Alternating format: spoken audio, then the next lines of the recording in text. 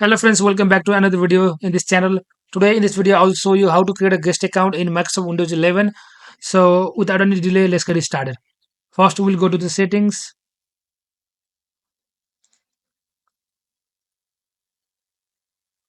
then accounts, other users, add account,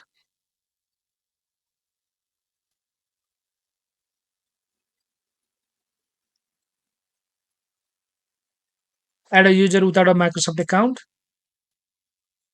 Let's put a name as a guest user and we'll put no password here as it is for guest,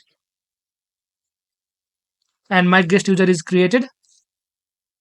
Now let's go to the local users and groups. For that, we can go from computer management.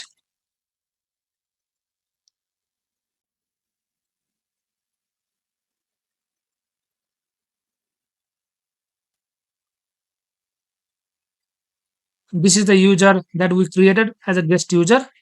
Now let's go to the properties. Member of. Here it is a member of users. We'll add as a guest there.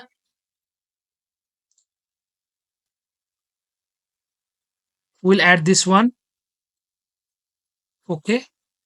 Now it is a member of guest and users. We'll just remove the users one.